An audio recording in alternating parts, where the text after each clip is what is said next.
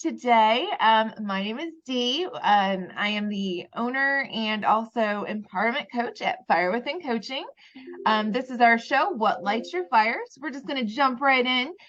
We have Erik Madsen, who is actually one of the first people that when I started my company, he was really a great resource for me. So I would love to introduce everybody. So everybody, this is Erik Madsen. How are you?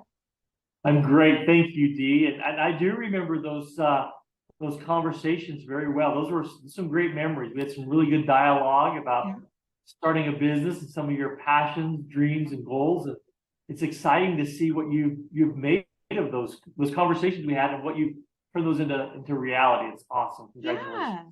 Well, and it's always nice I appreciate that because it's always nice. I feel like when you're a new entrepreneur, which I know that you work with entrepreneurs, it's kind of scary, right? Because you don't really know what you're doing. Like for myself, and I know I have said this to you, I feel like I just jumped off of a bridge and just kind of praying and crossing my fingers that I'm going to fly. So it's really figuring out things on your own. So it's really nice when you have seasoned individuals that are willing to give you their time and willing to help you start your business. It's really good for great, meaningful relationships too. Absolutely. Being able to team up with a partner, to have a sounding board, a board of advisors is so important. Yeah. Because like you say, I really believe that the American dream is built upon the backs of entrepreneurs and hardworking people. And it's scary. It definitely is an entrepreneurial leap, as you described. Yeah. I mean, and so I feel like I was scared in the beginning because I was like, well, what if I fail? And now the dialogue is more, if I fail, then I just, redo it and start over and it's okay. So I feel like that that takes the pressure off as well, is knowing that it's okay to make mistakes as long as you learn from them.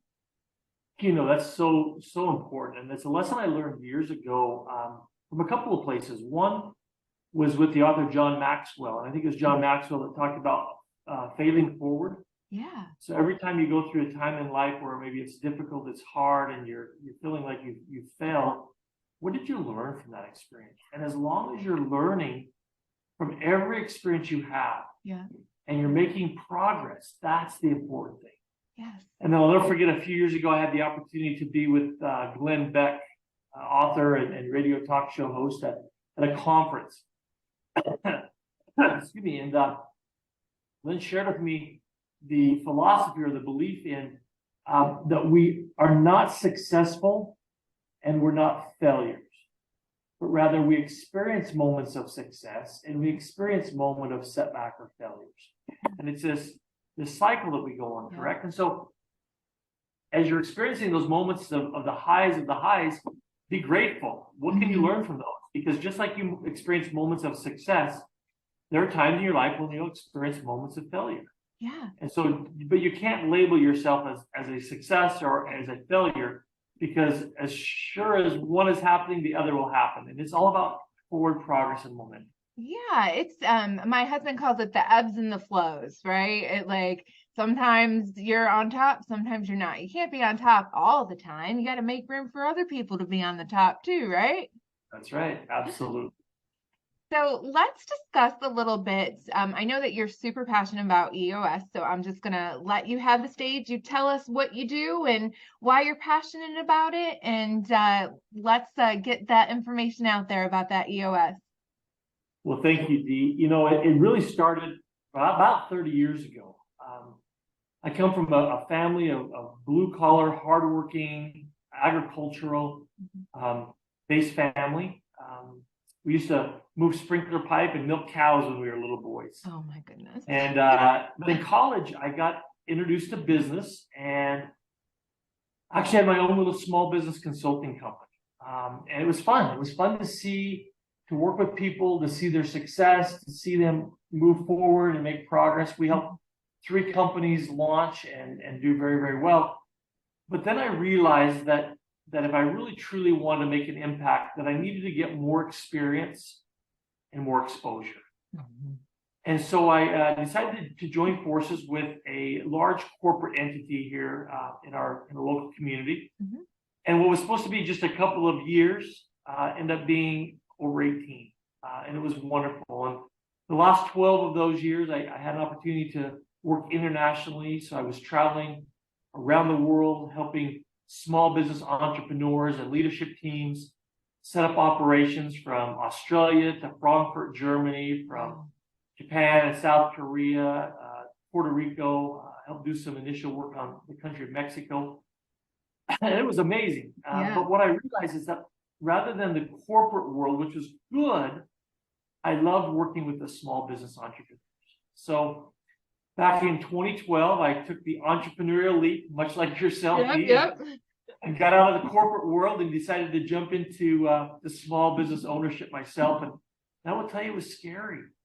It was challenging. You know what?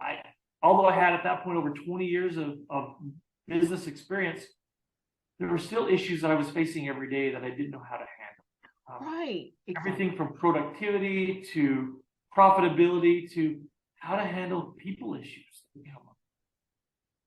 But fast forward in about 2016, we were introduced to a book called Traction by Gino Wickman. And Gino was a lifelong entrepreneur, built a fantastic company, sold it, and took those concepts and built what he calls EOS, or the Entrepreneurial Operating System.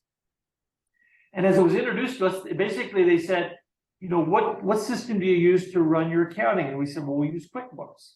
Mm-hmm. And they said, what system do you use to run your HR? We said, well, that's Paychecks. And what system do you use to run IT? And we said, well, we use Office 365. And they said, well, what system do you use to manage and lead your organization? We said, we don't have a system. Mm-hmm. And long story short, we were introduced to EOS. Mm-hmm. And brought in an implementer, a gentleman by the name of Dan Hawks out of Minneapolis, Minnesota. And I will tell you, Dee, it totally transformed our lives. As Dan taught us about EOS, he helped hold our hands. Now, we could have implemented it by ourselves. Mm-hmm. It's simple, real-world, practical tools. Yeah. But we thought, you know, we're so busy in the middle of running our business that we want to do it right. So we asked Dan to come in, and he helped. For about 18 months, helped us implement EOS in our company. Yeah.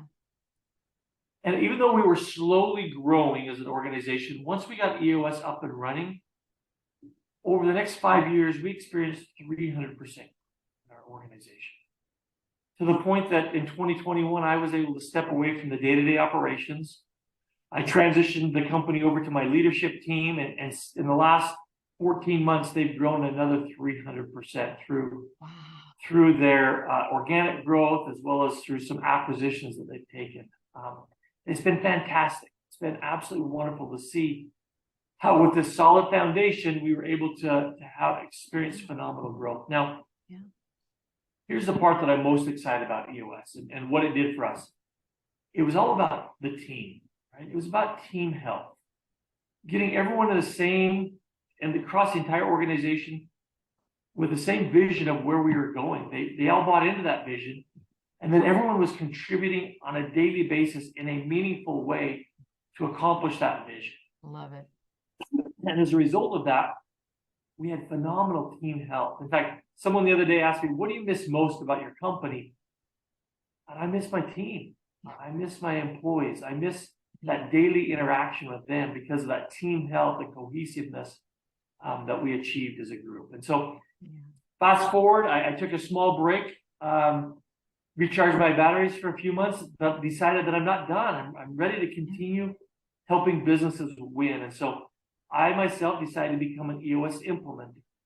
And so now I get to go around and team up with entrepreneurial-led leadership teams and to help them do the best work possible and to really get everything they want out of their business while developing a tremendous culture, very healthy, cohesive, fun-loving leadership teams, which unfortunately, most entrepreneurial leadership teams are not that way. And I just love what I do, and it's so exciting to get into the details and help other companies. Yeah, and that's what I love. And I remember you and I had a conversation a while ago where it was just about kind of information sharing. And I had told you how I had ran into some people that weren't as, open about information sharing. And then I had found you and I had found some other people, and it's just when you share the knowledge that you have and you are not stingy with that, look at what you can accomplish. Like, you can accomplish so much if you strip it down, and it's about the people. It's about making it easier for the people, making those systems easier. So even something like EOS, that's going to save a lot of time, and it's going to save, a lot of frustrations, I'm sure, as well, and get you organized, which is what we really need as, entrepreneurs, right? Absolutely. In fact, as you're talking, it reminds me of the company that I had worked with for 18 years. Their mission statement was enhancing the lives of those we touch by helping others reach their goals. And it really has this help first mentality, right? In fact, that's one of the core values of EOS, is to help first. And I'm a big believer and a huge fan of continuous learning. Mm-hmm. And I think part of continuous learning is taking what we have learned and sharing that with others. Oh, yeah. Helping others achieve great things in their lives. And I've just found that the more that you help, the more that you receive. Oh, yeah. I look at my team, and I look at my director of finance. Her name was Geraldine, and I look at what she taught me about being a continuous learner. And she would come to work every week with a new book that she was reading and challenge us to read. And we'd read those books as a team and walk away with so much new knowledge and information. Or now the president of the company, his name's Todd. He would just come with this happy, we can do this attitude. There's nothing that can stop us. Let's figure out how to make it work. And just this contagious personality. And I just found, as you surround yourself with good people and you contribute in a meaningful way and you accept their contributions, you build a phenomenal team. And that's what EOS helped us do. It helped us get the right people in the right seats on the bus. I know that's a term that Jim Collins uses in his book, Good to Great, but it's so true of finding people that live your core values, that you love spending time with, and then helping them see how they can make a meaningful contribution to the organization of the vision.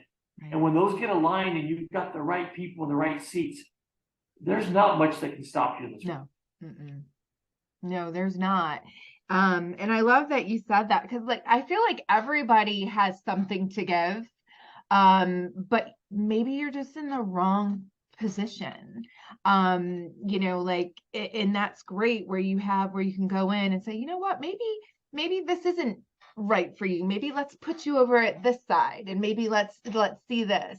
And it's really about engagement, right? Talk to your people, see what they feel they're good at, see what they feel they need help with, and really setting them up for success. Because when you say, oh, I hired you as a customer service representative, and you're always going to be a customer service representative because you're very good at it, that's not fair to not have that conversation. Do you want to be a customer? How long do you want to be a customer service representative for? It's really about the communication and the empathy and compassion for one another. I've always said that 90% of business problems are hiring problems in disguise. I love that. And what I mean by that is I truly believe that, and this is what I found in my case. Once we had implemented EOS and we got real good clarity around where we were going and how we were going to get there, right, and we had the team bought into where we were going, and they were working on meaningful activities every quarter to help us achieve those goals. My role as CEO transitioned from being chief executive officer to being chief recruiting officer. And what I mean by that is that we would have new employees start, and I wasn't able to do it with every employee because we had hundreds of employees, 150 plus employees. So I couldn't do it with all of the very frontline employees, but any mid-level managers and higher, anytime that they would join the company, I would sit down with them in my office for about 2 hours. That's nice. And I would say the first thing we would do is I would pull out what we call the accountability chart. And this is like an organization chart on steroids, right? Not only does it show people's where they sit in the organization and who they report to, but the accountability chart shows their 3 to 5 key roles and responsibilities. Okay. So I'd pull this chart out and I would show them and I'd say, here's where you are in our accountability chart today. And here are the problems we hired you to solve. And you point out what are their 3 to 5 key roles and responsibilities. So they have clarity of what is expected of me from the very beginning. Yeah. And then we pull out, and along with that accountability chart, they're able to see who are my coworkers, who are the people lateral to me, who are the people above me, who are the people below. How do we all work, and what are our roles and responsibilities in this organization?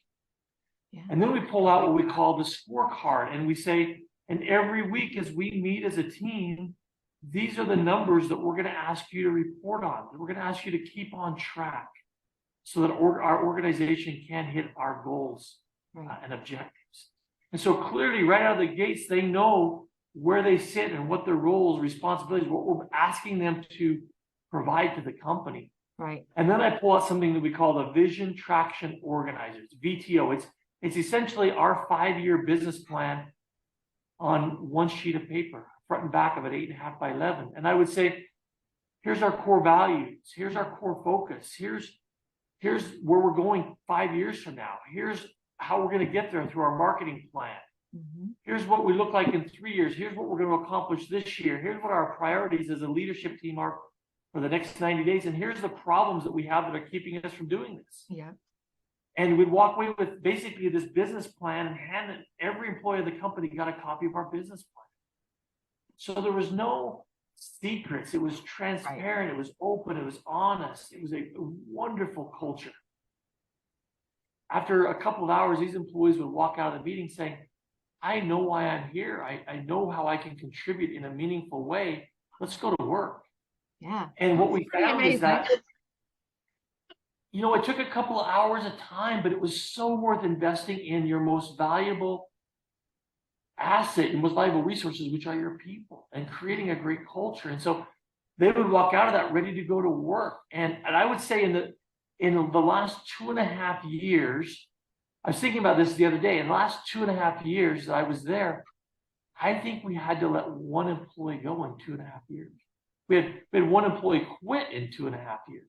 Wow.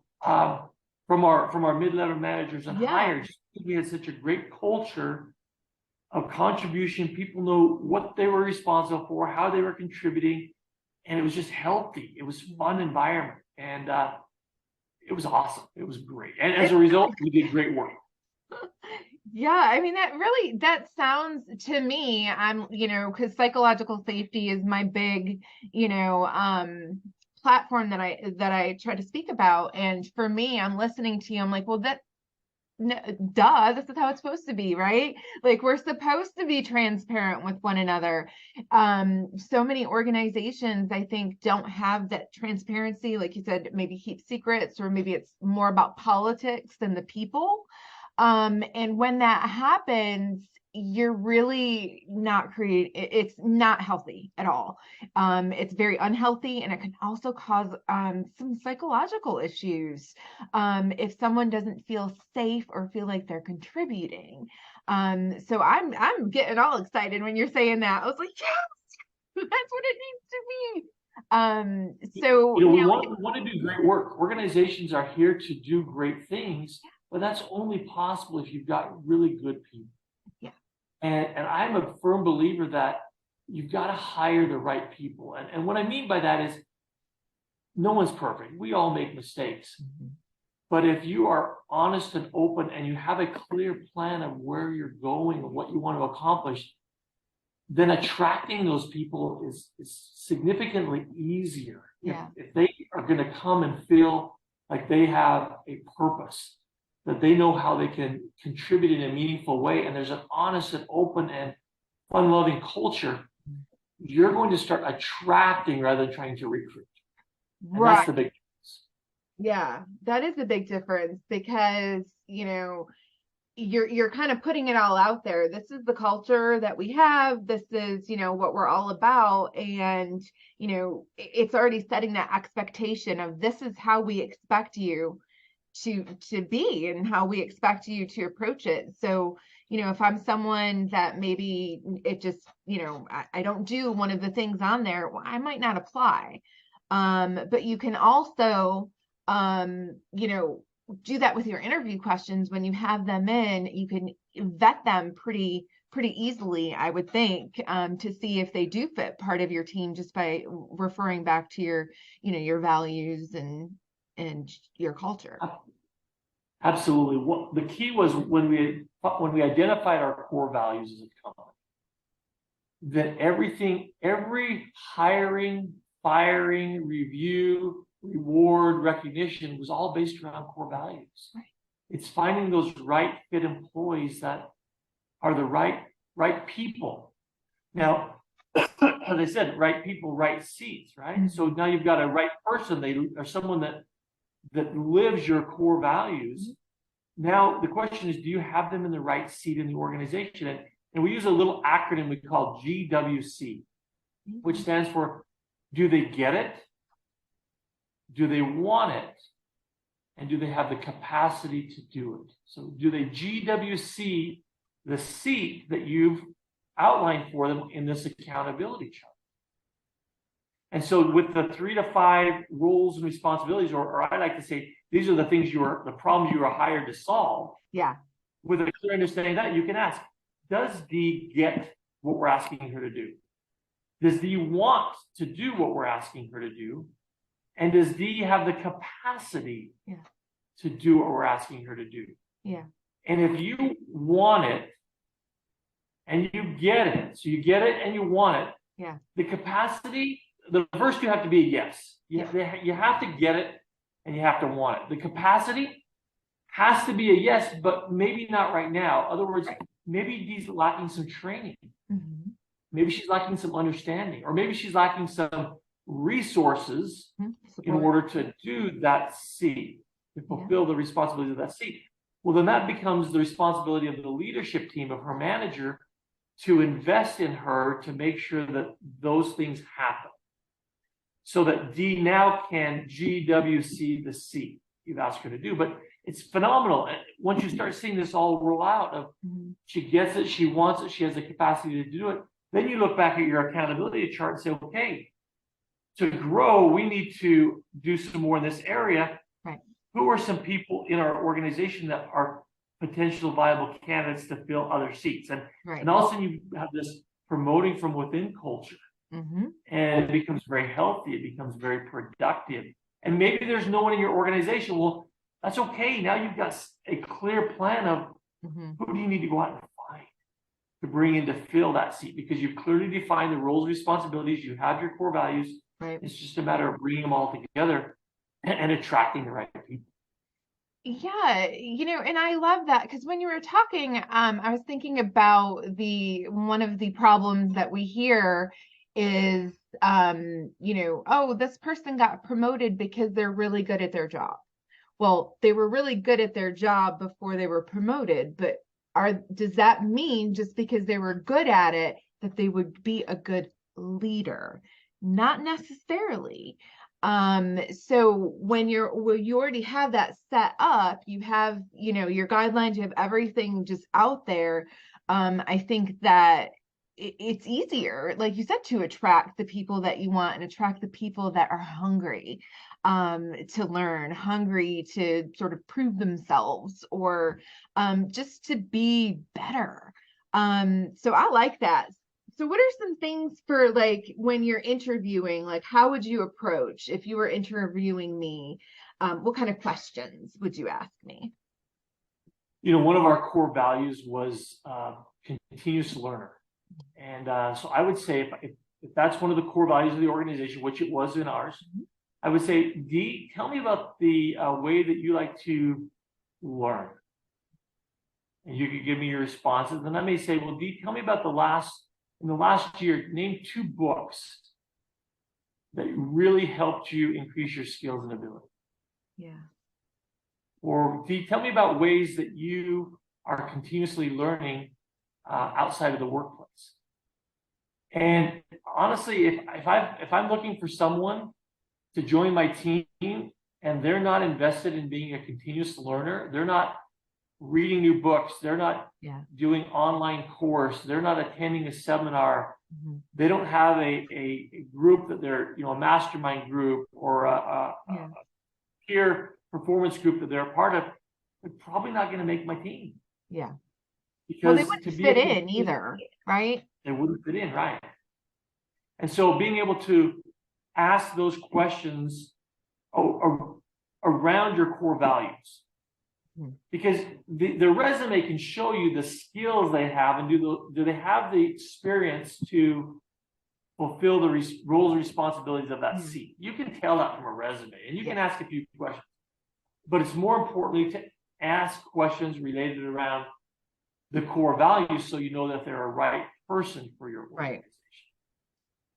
Right. That would be one example of how we would ask interview questions. But more than that, I think it comes down to that first 90 days, right? Right. Where once you know your core values and you know the roles and responsibilities, we use a tool in EOS we call the People Analyzer. And it's very simple, but it has your core values across the top. And then after the core values, it has the GWC, the three acronyms. And then down the side, you have the person's name. And what you do is you simply ask a question. Do they live your core values all the time? Sometimes or never. So you go across the core value and you say, yeah, that's a plus. They live it all the time. Yeah. Or sometimes it's a plus minus, or never it's a minus. And so you take each of your core values and you rate them of how they're doing in living your core values. And then so I would, as a manager, would fill out this People Analyzer on them, and I would ask them to fill out the People Analyzer on themselves.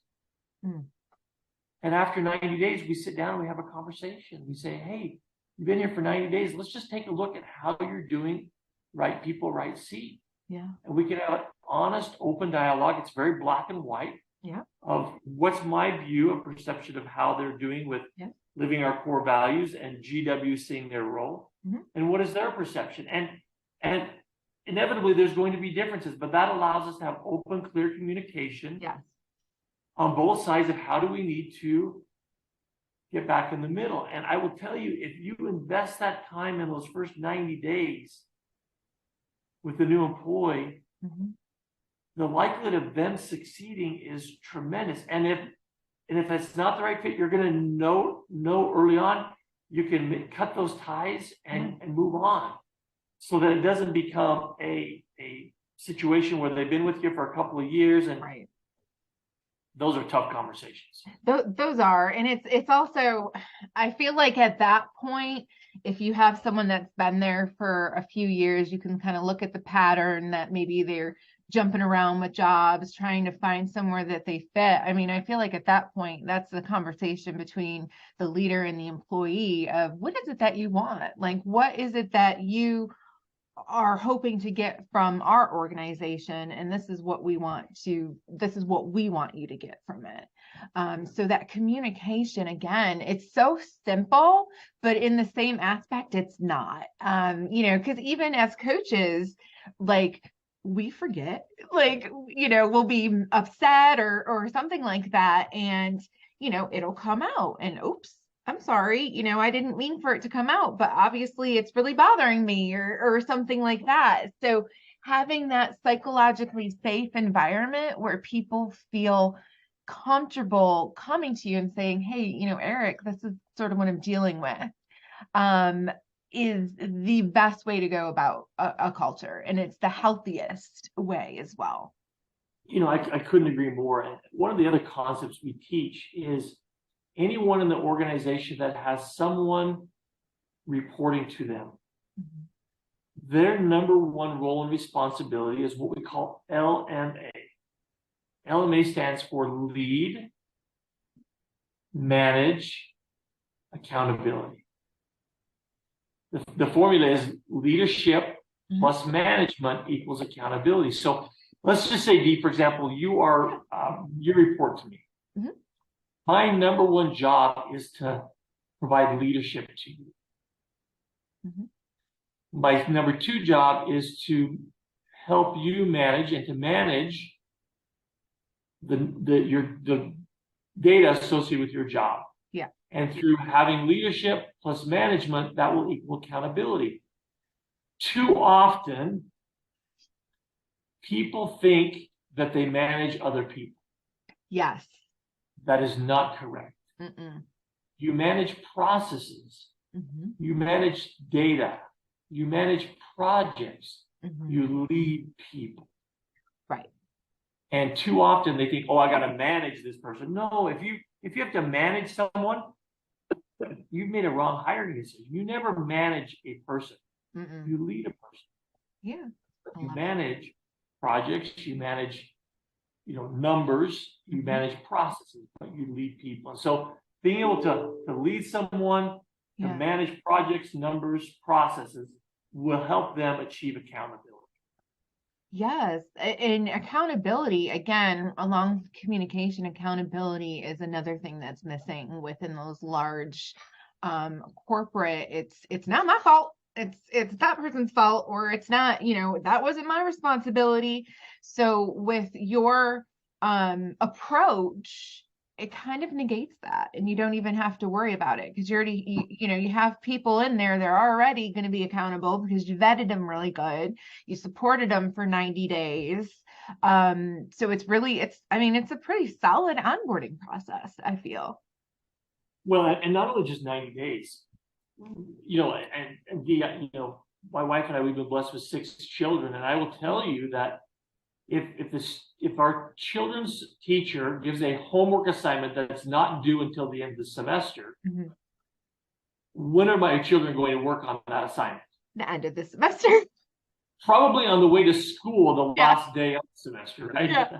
Just human nature. We always procrastinate. Yeah. But in EOS, what we teach is we know where we're going 10 years. We know where we're going 3 years. We know where our goals this year. Let's break it down into 90-day segments. So running your business on a 90-day cycle. Okay. And so what we do is we teach that every employee in the company needs to have one or more priorities that they're working on this quarter, this 90 days. What is the big project they're working on to move their business, their department, their role forward in the next 90 days? Just breaking that down to the 90-day world. After 90 days, we can come up, take a deep breath, make sure we're all aligned on our vision again, and then go back down to the business and move forward. But in addition to creating 90-day worlds, we create a weekly world. And we call that a level 10 meeting, where it's a meeting we get together, either at the leadership team level or each department has their own, but it's the same day, the same time, the same place, the same agenda. We start on time and we end on time. What this level 10 meeting does is it creates an opportunity for the employees, the team members, to come back and report on what they have done. Yeah. And to allow them to raise their hand and say, hey, we've got some issues here. And then working as a team to resolve those issues. And it is so healthy. The reason it's called a level 10 meeting is that at the end of the meeting, you go around the room and you say, rate our meeting today on a scale of 1 to 10, with 10 being best. How did we do? And if someone says, hey, I think our meeting today was an 8, then we say, okay, what do we have to do next week to make this a level 10 for you? So you're continually getting feedback from the employees of how they're feeling, how are they doing in order to raise the quality of your interactions. And I would tell you, this concept of the weekly meeting pulse, the level 10 meeting, I went from about 30 hours of meetings a week to less than 7. Yeah. I would meet with my definitely leadership time team efficient. I would meet with my leadership team for an hour and a half. Yeah. I would have an hour-long discussion with each of my direct reports once a week, just to make sure that we were on the same page, that we were aligned. And then we go to work. Yeah. And we saw that through our entire organization. It just was phenomenal. Allowed for lots of white space to do work. Yeah. But we did come together for very productive, healthy conversations, collaboration, teamwork. so we could do our best work possible. I like that because, of course, I'm thinking about the old, like, did this meeting really need to be a meeting, or could it have been an email? Like, how many times have you heard that? Oh, all the time. So, and it's All the true time. though. I mean, as a leader, really try to use your people's time as effectively and efficiently as possible. So if it can be an email, put it in an email. And if the problem is, oh, well, I don't know if they're going to read that, well, that's an accountability issue, and that's a deeper issue. So as a leader, if I say, this is what's expected of you, if it's not done, then we need to have a conversation. Absolutely. Absolutely. And that's where these same page meetings, getting together for, could be 15 minutes, could be 30, could be 60 minutes. Yeah. But getting together and say, how can I help you this week? And how can I help you achieve your goals and objectives this week? What can I do to remove roadblocks for you? Yeah. Because you've already given the assignment. They already know their roles, responsibilities. As a leader, your job is to get rid of those roadblocks, the challenges they're running into, provide counsel, wisdom, direction on how they can improve, and then get the heck out of their way and let them go do great work. Yeah. It was interesting. We got to the point where we said there are certain days of the month where there is no communication in the office. And what I mean by that is you cannot be sending emails to the rest of the team. Carve out white space time in order to go and work. We'd also say, okay, here are 2 days this month where there can be no meetings held in the company. Give your people time to go and do the work. As leaders, sometimes we barf all over them with ideas coming out of our head, and we just, no, be clear, concise with your communication. Lay out what your expectations are. What does done look like on this project? And then check in occasionally to see how you can help them, but get out of their way and let them do great work. Yeah, there's a lot of strategy. That's what creates accountability. That's what creates accountability. When you clearly define what does done look like with your employee, and then you can do check-ins to see how you can help. Let them go and do good work. Don't micromanage. I love it. Yeah, because I feel like when the leader does get in there and starts micromanaging, like, think about it from the perspective of how do you think that employee feels? Because what it comes across is you don't trust them to do their job on their own. And if you don't trust them, why did you hire them? And that's goes back to getting the right people on your team and in the right spaces. And it's not perfect, right? I recall when we started off with EOS, Dan warned us. He said, Erik, you will have 40% turnover in your leadership team when you implement EOS. Not because they're not good people. They're good people. It's just they may not live your core values, and they may not have the capacity. They may not GWC the seats you need in order to take the company to the next level. Right. And as we implemented it, he was absolutely right. We had 50% turnover in our leadership team. And honestly, those people were not happy in their roles. Yeah, exactly. So some of them, we found other roles that they flourished in inside the company. Others chose to leave and find other roles that they excelled in other organizations. Yeah. And so it took us a number of months to get that figured out. But once we got that figured out, once we got the right people, right seats, understanding their roles, our vision was clearly defined and communicated. We were giving them the tools, the resources. It was like rocket fuel. Yeah. Magic things started to happen. And also we started to see growth like you couldn't believe, and team health and leisure and enjoyment. And we loved it, and we were doing great. Yeah, I love it. It's very, I like the approach because, like I said, with psychological safety and just transparent communication and all of that, I feel like EOS sort of encompasses all of it.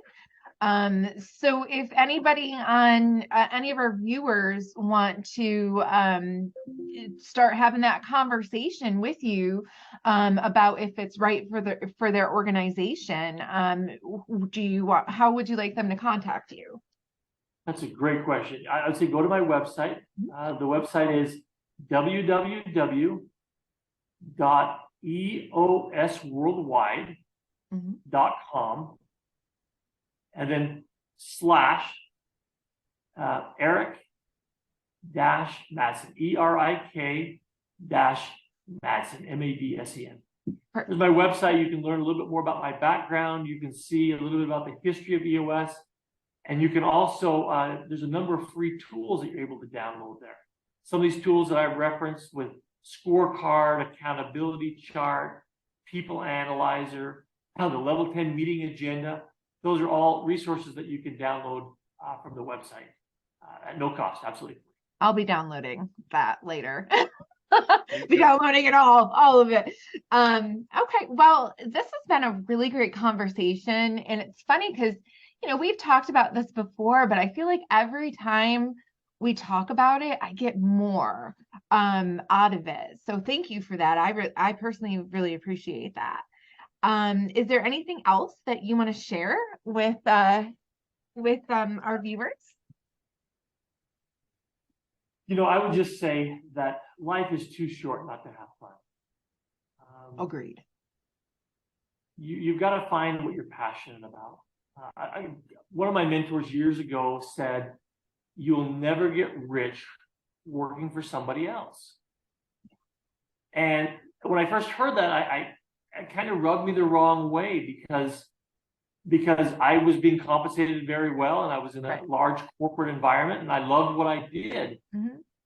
But what I think he was really meaning is when he talked about getting rich, rich is so much more than monetary. Oh, yeah. Rich is about the psychological safety. It's about the friendships. It's about the relationship. Yes, it is about compensation. I mean, but it's about having purpose. It's about having meaning. Mm-hmm. And to me, that's why I chose to, if you will, come out of retirement and to become an EOS implementer, because I realized that through EOS and having implemented it in our company, mm-hmm. I became rich. I became rich with relationships. I love it. With peace, with quality of life, compensation-wise, because our business did very well and our team members were compensated very fairly. And so that's what we do at EOS, is we help other companies win.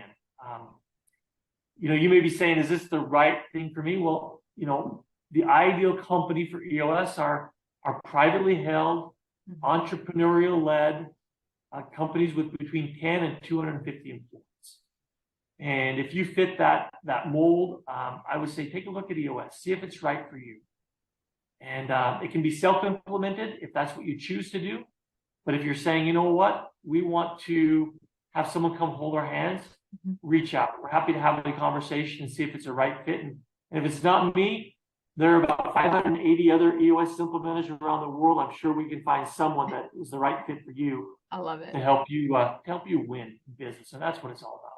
And I love that attitude. We're all sort of in it together, and it's okay for us all to help each other, because at the end of the day, humanity is what matters, and making sure that as humans, we're taking care of one another, and that we're providing, it's not even treat someone the way that you would want to be treated, treat someone the way better than you would want to be treated. It's the old adage that says a rising tide raises all ships. And it's just that abundance mentality, right? Yeah. So the more that we can help and support each other, the more that great things are going to happen in this world. Exactly. I love it. Well, when we post this, I'll go ahead and put your information and your website on there. And as always, I love talking with you. So I really, it's great to see you again, and congratulations on your success. It's been wonderful to see where I remember those first conversations we had as you were just getting started. It's wonderful to see what you created and what this is becoming. So congratulations to you, and best of success moving forward. Thank you. I really appreciate it, and I have a feeling you're going to be there to cheer me on all the way through. I'm your biggest cheerleader right here in the corner. Yeah, and I'm yours too. Woo! All right. Have a good day. All right. Thanks, Steve. Take care. Bye.